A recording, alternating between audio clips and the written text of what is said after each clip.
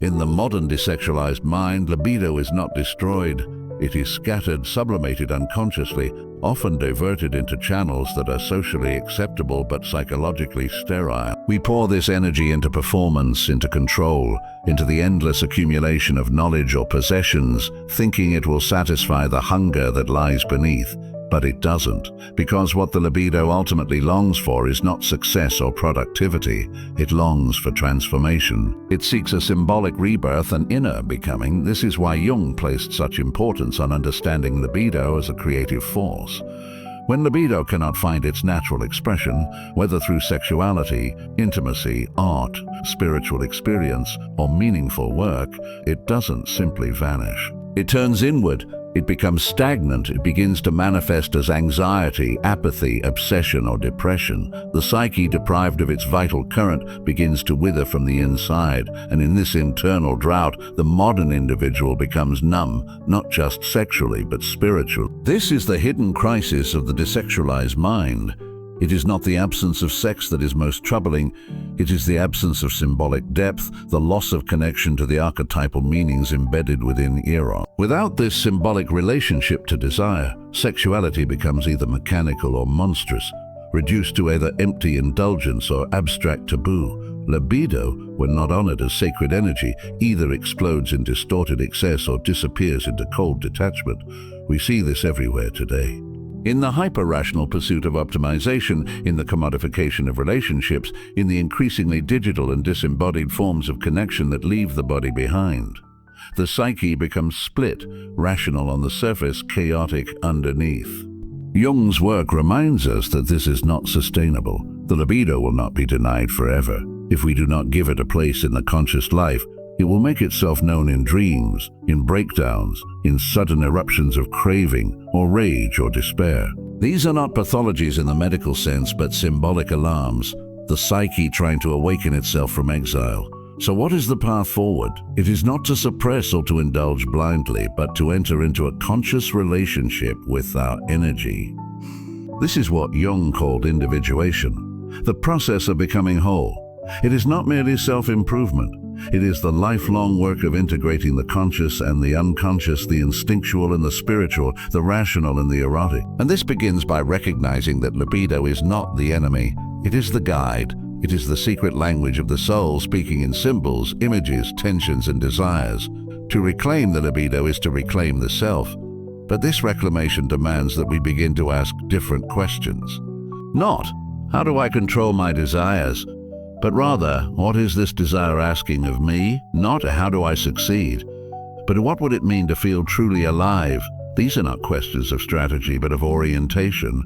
They invite a return to depth, to the inner world that has been long neglected in favor of surfaces. Jung's legacy reminds us that all great psychological and spiritual development begins with the recovery of energy that has been trapped in shame, in fear, in trauma, or in roles that no longer serve us. When we dare to reclaim that energy, to follow it inward, we discover that the libido was never about pleasure alone.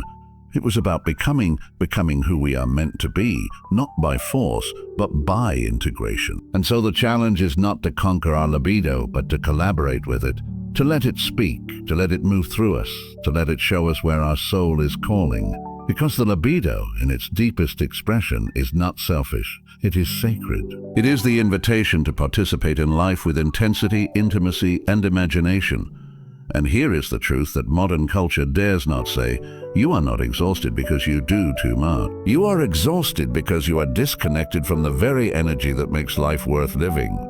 When we suppress the raw, often uncomfortable aspects of our nature, our desires, our aggression, our longing, even our shame, we do not eliminate them. We exile them. In exile, they do not weaken. They grow stronger, more autonomous, more dangerous. This is what Carl Jung meant by the shadow.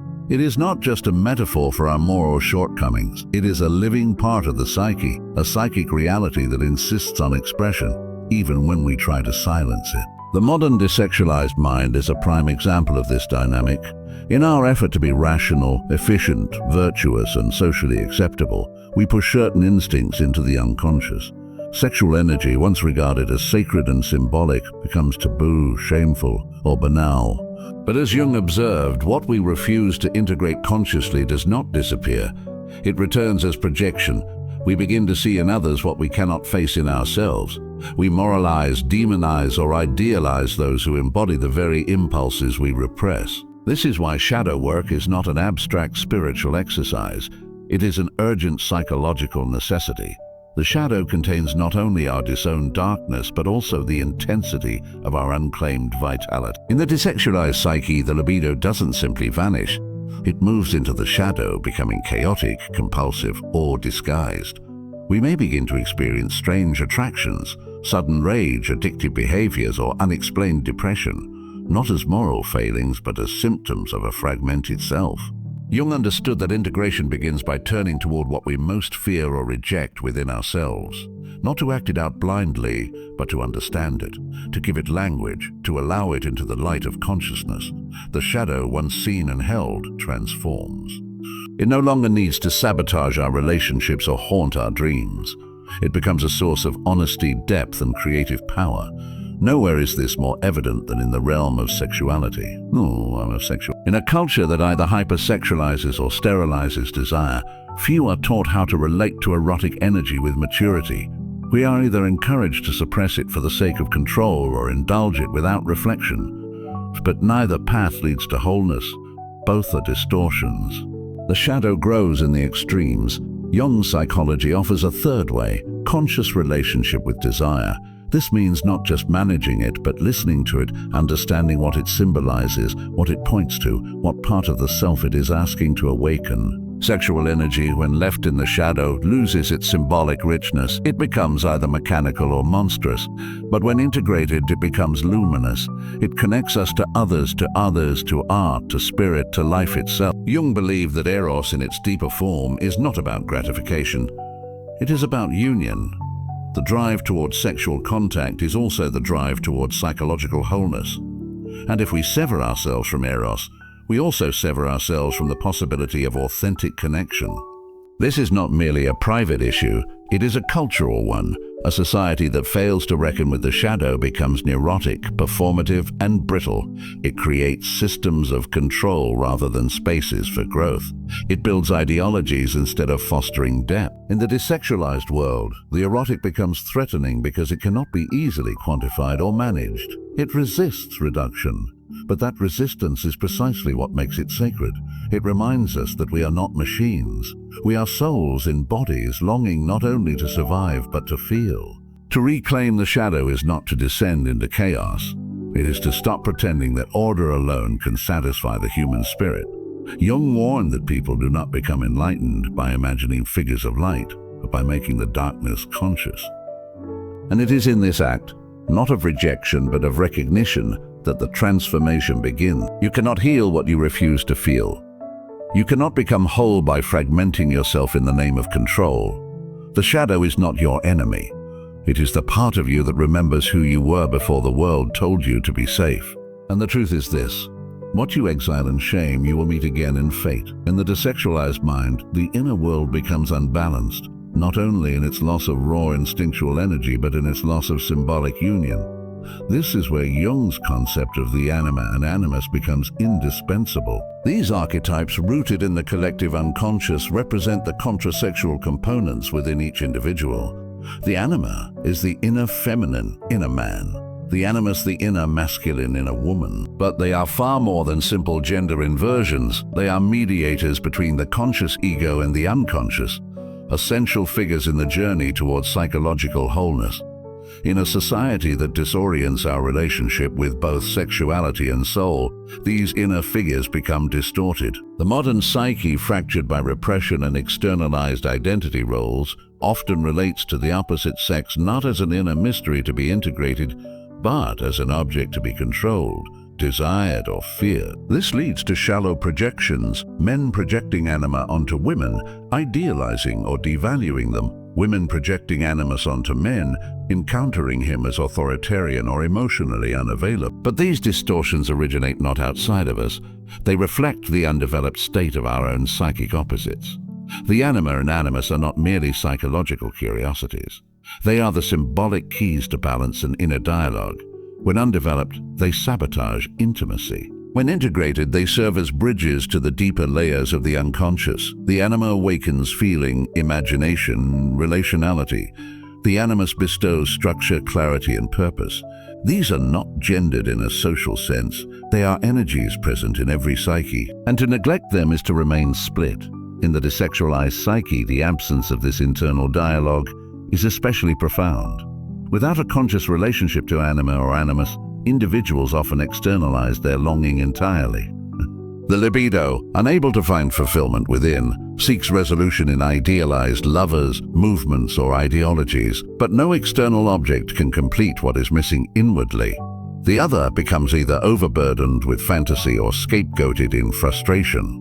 Relationships, stripped of archetypal depth, become transactional, performative, or numb, and worse, the internal voice, the whisper of the soul, is drowned in noise. To restore balance, we must engage in a different kind of intimacy, the inward kind. Jung emphasized the importance of confronting these inner figures, not to eliminate them, but to understand their message. The anima might appear first as seduction, as moodiness, as chaos, but beneath that surface is a call toward soulfulness, creativity, and feeling. Likewise, the animus may first appear as rigid logic or critical inner judgment, but at its core lies discernment, insight, and strength of direction. We must move beyond their distorted masks to meet their essential truth. This inner engagement is not abstract, it is felt. It occurs in dreams, in fantasies, in emotional triggers and unexpected reactions. It demands that we look inward with curiosity and humility, that we allow space for contradiction and complexity. Because to integrate the anima or animus is to integrate a part of the self that speaks a different language, the language of symbol, of image, of intuition. And it is this language that the modern desexualized mind has nearly forgotten. Without this integration, the psyche becomes lopsided. Masculine without feeling becomes tyranny. Feminine without structure becomes chaos. The soul seeks not the domination of one over the other, but their union. This is the alchemical wedding Jung spoke of, the sacred conjunctio, where opposites merge not into sameness but into a generative tension. Out of this tension comes new life, both psychologically and spiritually. It is not a coincidence that when individuals begin shadow work or engage with the depths of their libido, they also begin to encounter these archetypes more vividly. The erotic and the symbolic are deeply intertwined. The integration of anima and animus is not a separate task from reclaiming libido, it is its natural evolution. As we reclaim the energy we once exiled, we uncover the inner figures we once ignored. They are not separate stories, they are chapters of the same inner book. Jung's psychology insists on this return to wholeness, not a flattening of difference, but a deep honoring of the inner polarity that drives all becoming. Eros is not just a force of desire, it is the current that draws opposites together, that urges the fragmented psyche toward unity. And without a relationship to these inner opposites, we are condemned to seek wholeness only in the outer world, where it always slips through our fingers. So we are left with a challenge, and it is a deeply personal one. Do we continue to chase completion in the external, or do we turn inward toward the figures we fear and yet secretly long to meet? Because in that meeting between masculine and feminine, between ego and soul, lies the beginning of true selfhood. And here is the paradox. The person you're waiting to meet in the outer world may already be waiting for you within. The culmination of Jung's psychological vision and the unspoken solution to the crisis of the desexualized modern mind is the process he called individuation. Not self-improvement, not self-optimization, but a far more radical and soulful journey, the integration of the fragmented psyche into a coherent whole. In a world that praises surfaces and suppresses depth, individuation is an act of resistance. It is the refusal to be reduced to roles, projections, or routines. It is the conscious reclaiming of the full range of the human experience, instinct, feeling, thought, spirit, so that we may become not perfect but real. In the desexualized psyche, we see the consequences of avoiding this task. Desire is either numbed or split off. The body is divorced from meaning. Libido, that vital life force, is hijacked by systems that convert energy into compliance. Everything becomes external, measurable, performative, curated. What is lost is the interior world, the symbolic world, the soul's language. The modern mind has become efficient but empty. It can function, but it cannot feel. It adapts, but it no longer transforms. Individuation is the reversal of that process. It is the reawakening of the libido as a creative, erotic, and spiritual force, not limited to sexuality, but expressed through it. Jung did not ask us to deny our instincts. He asked us to make them conscious, to trace their origins, their distortions, and their deeper meanings. Sexual desire, for instance, might begin as a biological impulse, but it always carries symbolic content. It might point to a longing for connection, for union, for rebirth. To ignore that symbolic content is to strip the psyche of its depth, and without depth, there can be no true change. We must remember that individuation is not about fixing the self, but about meeting the self fully. That includes the parts we've been taught to suppress: the erotic, the chaotic, the irrational, the wounded, the shadow, the anima or animus, the forgotten fantasies and inner voices. These are not obstacles, they are initiations. Each carries a piece of the whole, a key to the labyrinth. And the psyche will never be at peace until those keys are reclaimed. This process requires something our culture rarely values: slowness, attention, symbolic thinking. It demands that we listen inwardly, not just to our goals, but to our symptoms, our dreams, our cravings, our crises. All of these are messages from the unconscious pointing toward what Jung called the self, the deeper, organizing center of the psyche that transcends the ego. The self is not a concept. It is a living reality, experienced not in abstraction, but in the moments where everything aligns. When thought, feeling, body, and image come into coherence, it is what you glimpse in art, in love, in suffering, in solitude. And it is not given, it is earned through honest engagement with life. The tragedy of the desexualized mind is that it tries to bypass this process. It wants the appearance of wholeness without the descent into depth, but the libido cannot be tricked. It knows when we are living superficially. It withdraws, becomes restless, or turns against us in the form of anxiety, depression, or compulsive behavior. These are not failures, they are signals. They tell us we have wandered too far from our center. To individuate is to return, not to regress, but to re-encounter the instincts, the images, the energies that once gave life meaning, and to do so not with fear, but with reverence. Jung believed that the greatest sin of modern humanity was not immorality, but inauthenticity, the refusal to live from the depth of one's own soul. The desexualized mind is simply the final result of this refusal, a mind that no longer hears the call to become, but it is never too late. The libido is patient. The shadow waits. The anima and animus still whisper in dreams. The self remains like a fire beneath the ice, waiting for us to thaw.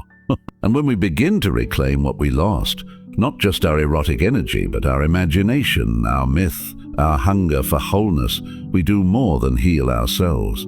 We become a force of renewal in a culture that has forgotten what it means to be fully alive. And so the question becomes deeply personal. What part of you have you not yet met? What energy have you silenced that is ready to speak? Because in the end, the secret weapon of the desexualized mind is not intellect, restraint, or order. It is the courage to feel again, to see again, and to become whole. And this is the truth that changes everything. You do not become yourself by rising above your nature. You become yourself by returning to it, with awareness, with depth, and with love.